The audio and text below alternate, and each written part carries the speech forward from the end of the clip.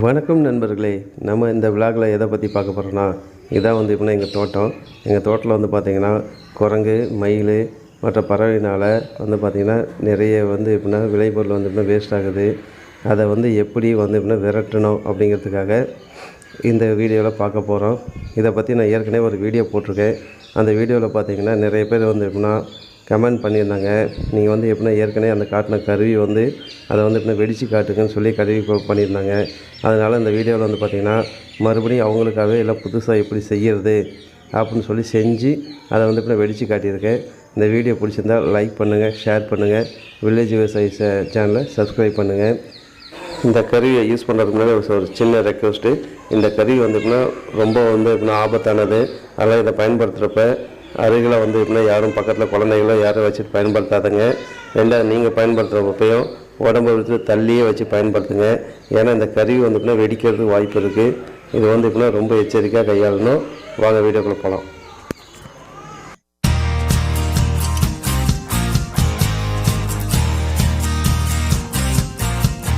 வணக்கம் நண்பர்களே. நான் வந்து எப்படின்னா ஏற்கனவே வந்து எப்படின்னா ஒரு குரங்கு விரட்டுற கருவி, குரங்கு மட்டும் இல்லை மயில் எதாக இருந்தாலும் சரி, அதை வந்து எப்படின்னா ஒரு சத்தத்தை எழுப்பி அதை வந்து எப்படின்னா விரட்டுறதுக்காக ஒரு வீடியோ ஒன்று போட்டிருந்தோம்.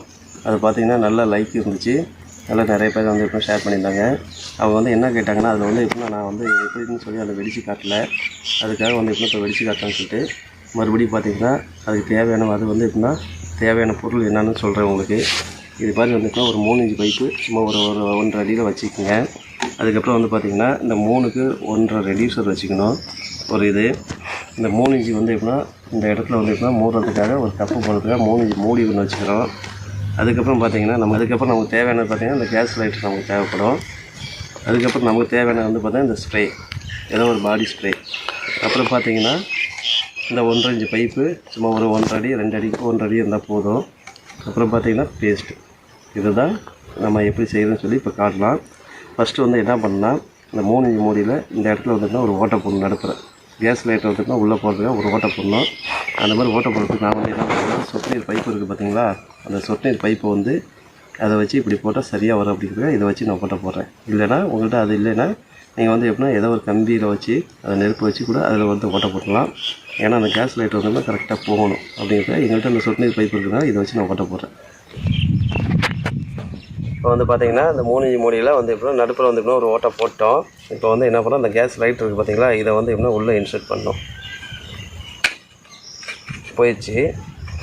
இது நல்லா போனதுக்கப்புறம் என்ன பண்ணணும்னா இந்த இடத்துல வந்து சும்மா ஓரளவு இப்படி வச்சுக்கிட்டால் போதும்.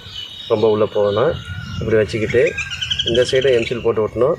இங்கே உள்ளுக்குள்ளேயும் வந்து என்னென்னா அந்த ஏர் வந்து லீக் ஆகாமல் இருக்குது, உள்ளுக்குள்ளேயே எம்சில் போட்டு ஓட்டணும். அதை ஓட்டுறேன். இப்போ நம்ம எம்சில் போட்டு ஒட்டியாச்சு. இதை ஒட்டினோடனே ஒரு 2 மணி நேரம் இல்லை ஒரு 4 மணி நேரம் காயிட்டோம். அப்புறம் மறுபடியும் அதை செய்யலாம். அதை தனியாக வச்சுருங்க. இப்போ வந்து என்னென்னா அந்த மாதிரி எம்சில் காஞ்ச உடனே அதில் வந்து எப்படின்னா உள் சைடு வந்து என்ன பண்ணுறேன், நான் வந்து எப்படின்னா பேஸ்ட்டு போடுறேன். இந்த பைப்பில் வந்து எப்படின்னா வெளி சைடும் பேஸ்ட்டை போடுறோம். வெளி சைடு பேஸ்ட்டை போட்டதுக்கப்புறம் அதை வந்து எப்படின்னா அந்த 3 இன்ச் மூடியை வந்து எப்படின்னா ஒட்டிக்கிறேன். அப்படியே நேராக உள்ளே வைக்கிற மாதிரி வச்சு ஒட்டிக்கிறேன். அவ்வளோதான். அடுத்து அந்த எண்டில் பார்த்திங்கன்னா ரெடியூசர் வந்து எப்படின்னா ஒட்டுறேன். இப்போ ரெடியூசர் வந்து எப்படின்னா ஒட்டியாச்சு. அவ்வளோதான். இதை நம்ம கறியோட ரெடி ஆயிடுச்சு. இப்போ வந்து என்ன பண்ணணும்னா முன்னாடி வந்து எப்படின்னா ஒரு 1.5 இன்ச் பைப்பை மட்டும் எடுத்து மாட்டிக்கிட்டால் போதும். கருவி ரெடி ஆயிடுச்சு. இந்த 1.5 இன்ச் பைப்பு இருக்குது பார்த்தீங்களா, அதில் வந்து எப்படின்னா ஒரு நியூஸ் பேப்பர் எடுத்து ஒரு எண்டில் அப்படி வச்சு நல்லா க்ளோஸ் பண்ணிக்கிறாங்க. ஸோ நியூஸ் பேப்பர் க்ளோஸ் ஆச்சு. இது மேலே ஏதோ கல்லோ எதுவுமே போட வேணாம். சும்மா நமக்கு வந்து எப்படின்னா சத்தத்தை கேட்டாவே அது பாட்டு ஓடிடும். இது குரங்காக இருந்தாலும் சரி, மயிலாக இருந்தாலும் சரி, எந்த பறவையாக இருந்தாலும் நமக்கு வந்து ஓடிடும். அதனால் எதுவுமே போட வேணாம். ஏன்னா அதை வந்து நம்ம வந்து இன்னும் துன்புறுத்தக்கூடாது. இப்போ என்ன பண்ணுவோன்னா இந்த பாடி ஸ்ப்ரே இதை வச்சு என்ன பண்ணோம், இதுக்குள்ளே போகிற மாதிரி ஒரு 2 தடவை அழுத்தி விட்றேங்க. அழுத்தி விட்டு உடனே வச்சு இதை வந்து என்ன பண்ணோம், பேப்பர் இருக்க பக்கத்தை வச்சு க்ளோஸ் பண்ணிடுறேங்க. அவ்வளோதான். வாங்க அங்கே வெடித்து காட்டுறேன். இதை வச்சுட்டு நான் வந்து இன்னும் கழுத்துறேன். போது பாருங்கள். இந்த கருவி எப்படி செயல்படுத்துங்கிறத பார்ட் 1ல் சொல்லியிருக்கேன். அந்த வீடியோ வேணுன்னா அந்த வீடியோ கீழே டிஸ்கிரிப்ஷனில் தரேன். இந்த வீடியோவில் பின் பண்ணுறேன், பாருங்கள்.